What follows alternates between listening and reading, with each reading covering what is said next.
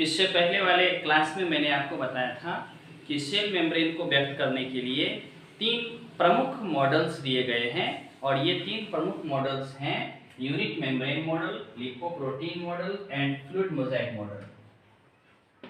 Fluid mosaic model. लेकिन इस तीनों मॉडल को देने से पहले ग्रॉटर और ग्रेंडल नाम के 2 साइंटिस्ट ने 1905 ईस्वी में बताया था। यानी फिर से आप सुन लीजिए कि सेल मेम्ब्रेन का 3 मॉडल प्रस्तुत किया गया है। एक है आपका यूनिट मेम्ब्रेन मॉडल, दूसरा है लिपोप्रोटीन मॉडल और तीसरा है फ्लूइड मोज़ेक मॉडल। लेकिन इस तीनों मॉडल को देने से पहले 1905 ईस्वी में ग्रॉटर और ग्रेंडल नामक साइंटिस्ट ने एक सेल मेम्ब्रेन का यानी प्लाज्मा मेम्ब्रेन का एक मॉडल प्रस्तुत किया था। इस मॉडल के अनुसार लिपिड के 2 तहों के बीच, लिपिड की 2 परतों के बीच सेल मेम्ब्रेन होती है, जिसको मान्यता नहीं मिली। उसके बाद यूनिट मेम्ब्रेन मॉडल है। यूनिट मेम्ब्रेन मॉडल में प्रोटीन की 2 तह आप यहाँ देख सकते हैं, एक परत प्रोटीन की है और यहाँ पर नीचे एक परत प्रोटीन की है, और इस दोनों तहों के बीच में एक लिपिड की तह है। प्रोटीन की जो तह है वह 20 एंगस्ट्रॉम की होती है और इस प्रोटीन की भी जो तह है वह 20 एंगस्ट्रॉम की होती है, लेकिन इसका जो पोलर है वह 5-5 एंगस्ट्रॉम का होता है, इसलिए यह 25 एंगस्ट्रॉम हो गया और यह भी 25 एंगस्ट्रॉम की मोटी एक परत होती है, और लिपिड अवशेष जो बच गया वह भी 25 एंगस्ट्रॉम की होती है। तो कुल मिलाकर 75 एंगस्ट्रॉम मोटी एक परत हो गई यूनिट मेम्ब्रेन की। अब सवाल यह होता है कि वास्तव में प्लाज्मा मेम्ब्रेन के अंदर क्या पाया जाता है, यानी कोशिका झिल्ली के अंदर क्या पाया जाता है, कोशिका झिल्ली में कौन कौन सी चीजें पाई जाती है।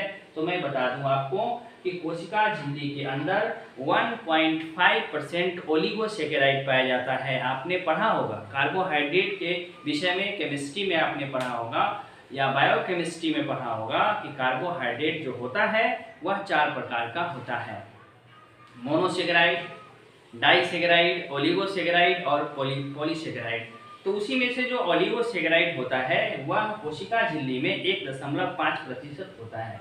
इसके साथ 20% से लेकर 75% तक लिपिड और 20% से लेकर 70% तक प्रोटीन्स पाए जाते हैं।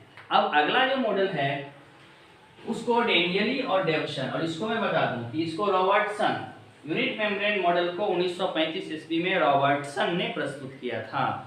रॉबर्टसन ने 1935 ईस्वी में यूनिट मेम्ब्रेन मॉडल को प्रस्तुत किया था। यूनिट मेम्ब्रेन मॉडल कोशिका झिल्ली की संरचना के बारे में बताया जाने वाला एक मॉडल है, जिसमें मूल रूप से प्रोटीन की 2 तहों के बीच लिपिड की एक तह होती है। इसके बाद मैं बता दूं कि डेनियली और डेवसन नामक साइंटिस्ट ने 1935 ईस्वी में बताया था लिपोप्रोटीन मॉडल।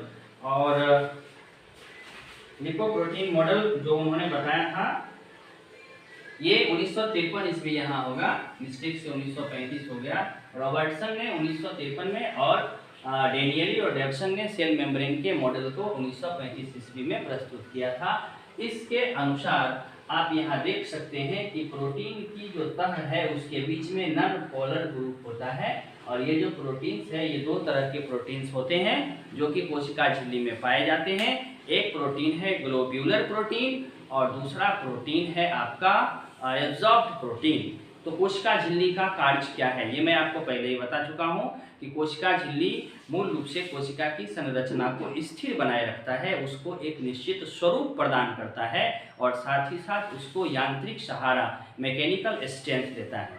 इसके साथ ही कोशिका झिल्ली दूसरी कोशिका के साथ कोशिका को जोड़ने का कार्य करता है, और तीसरी बात यह है कि कोशिका झिल्ली दूसरी कोशिका में आवश्यक पदार्थों के आवागमन के लिए सहायता करता है, इसलिए कोशिका झिल्ली को अर्धपारगम्य झिल्ली कहते हैं। अब इसके आगे के क्लास में हम लोग कोशिका भित्ति यानी सेल वॉल के विषय में चर्चा करेंगे।